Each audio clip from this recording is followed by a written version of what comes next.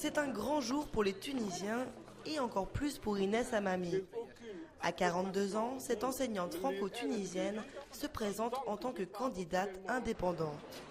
Ce sont les premières élections libres depuis la chute de Ben Ali. Inès est l'une des rares femmes à être tête de liste. À mon avis, nous ne serons pas plus de 15% de la constituante à être des femmes. Bon, c'est toujours un premier pas. C'est très louable de la part de la Tunisie, cette alternance et cette parité obligatoire. C'est vraiment une grande chose. Maintenant, il faudrait aussi que les femmes se présentent et aient le courage d'affronter aussi certains hommes qui, eux, ne veulent pas céder la place.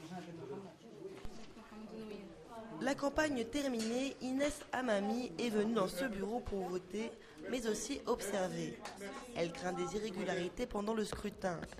Au fil de la journée, son discours change. Sa liste dérange, sa présence aussi. Inès a reçu des menaces.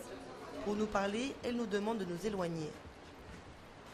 Je remarque que les personnes de l'ancien système sont toujours là, qu'elles usent et abusent de leur influence au niveau des structures consulaires actuelles et que, à ce titre-là, elles osent passer des coups de fil et inciter les concitoyens tunisiens à voter pour une liste particulière.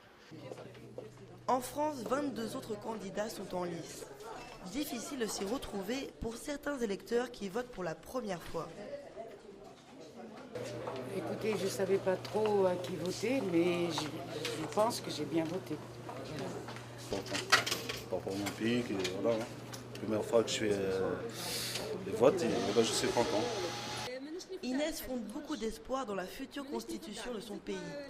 Elle espère surtout que la Tunisie et la démocratie en sortiront grandies. Vive la Tunisie!